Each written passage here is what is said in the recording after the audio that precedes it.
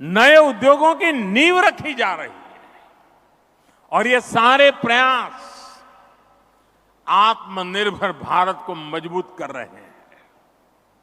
इससे गुजरात के युवाओं के लिए रोजगार के लगातार अवसर बन रहे हैं।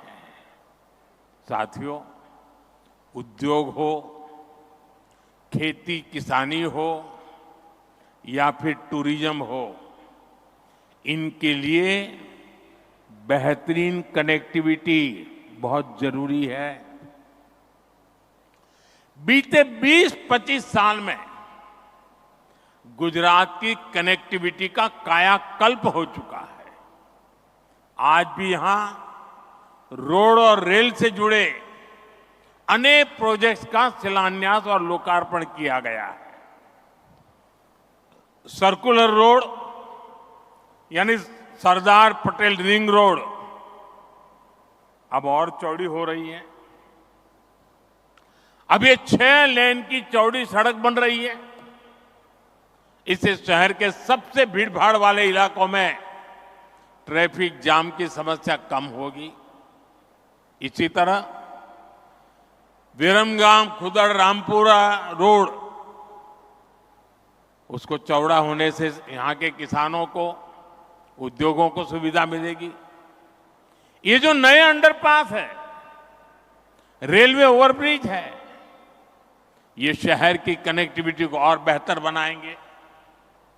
साथियों, एक समय था जब लाल रंग की पुरानी बसें ही चला करती थी। लाल बस, क्या जैसे तो लाल बस में, लेकिन आज यहां बीआरटीएस जनमार्ग और एसी इलेक्ट्रिक बसें नई सुविधाएं दे रही है। मेट्रो रेल का भी तेजी से विस्तार हो रहा है और इससे अहमदाबादियों के लिए ईज ऑफ ट्रैवल सुनिश्चित हुई है। साथियों, गुजरात के हर शहर के आसपास एक बड़ा औद्योगिक गलियारा है, लेकिन 10 साल पहले तक पोर्ट और ऐसे इंडस्ट्री क्लस्टर्स के बीच में बेहतर रेल कनेक्टिविटी की कमी खलती थी। आपने 2014 में मुझे दिल्ली भेजा तो मैंने गुजरात की समस्या को भी दूर करने का काम शुरू किया। 11 सालों में करीब 3000 किलोमीटर लंबे नए रेल ट्रैक गुजरात में बिछाए गए हैं। गुजरात में रेलवे के पूरे नेटवर्क का 100% बिजलीकरण हो चुका है। आज भी जो रेलवे प्रोजेक्ट गुजरात को मिले हैं, इससे किसानों, उद्योगों और श्रद्धालुओं सभी को लाभ होगा। साथियों, हमारी सरकार शहर में रहने वाले गरीबों को सम्मान का जीवन देने के लिए प्रतिबद्ध है। इसका प्रत्यक्ष प्रमाण हमारा रामापीनो टेकरो एयरपोर्ट તમે જતા આવતા રામાપીરનો ટેકરો, पूज्य बापू गरीब की गरिमा पर बहुत बल देते थे। आज साबरमती आश्रम के प्रवेश द्वार पर बने गरीबों के नए घर इसका एक साक्षात उदाहरण बने हैं। गरीबों को 1500 पक्के घर मिलना यानी असंख्य नए सपनों की नींव पड़ना है। इस बार नवरात्र पर, दिवाली पर इन घरों में रहने वालों के चेहरे की खुशी और ज्यादा होगी। इसके साथ पूज्य बापू को सच्ची श्रद्धांजलि के रूप में बापू के साबरमती आश्रम का नवीनीकरण भी हो रहा है। हमारे 2 महापुरुष सरदार साहब का भव्य स्टैच्यू हमने काम पूरा किया। मैं उसी समय साबरमती आश्रम का काम करना चाहता था, लेकिन केंद्र सरकार उस समय हमारे अनुकूल नहीं थी, शायद वो गांधी जी के भी अनुकूल नहीं थी, और उसके कारण मैं उस काम को कभी आगे नहीं बढ़ा पाया।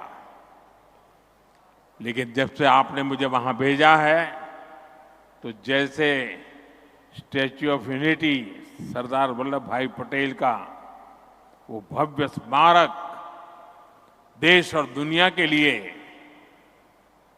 प्रेरणा का केंद्र बना है, जब साबरमती आश्रम के नवीनीकरण का काम पूरा होगा, मेरे शब्द लिख करके रखना दोस्तों, दुनिया के लिए शांति की सबसे बड़ी प्रेरणा भूमि ये हमारा साबरमती आश्रम बनने वाला है। साथियों, हमारे श्रमिक परिवारों को बेहतर जीवन मिले, ये हमारा मिशन रहा है।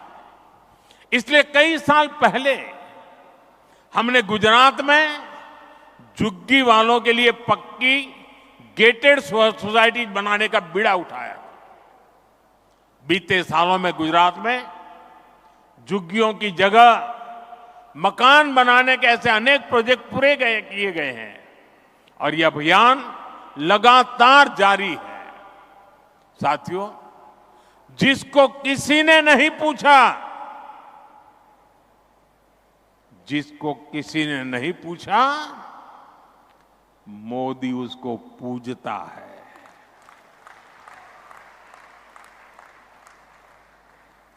मैंने इस बार लाल किले से कहा था, पिछड़ों को प्राथमिकता, शहरी गरीबों का जीवन आसान बनाना भी हमारी बहुत बड़ी प्राथमिकता है। रेहड़ी फुटपाथ पर काम करने वाले साथियों को भी पहले किसी ने नहीं पूछा। हमारी सरकार ने इनके लिए पीएम स्वनिधि योजना शुरू की। आज इस स्कीम की वजह से देश के लगभग 70 लाख रेहड़ी पटरी और ठेले वाले भाई बहनों को बैंकों से लोन मिल रही, संभव हुआ है सब।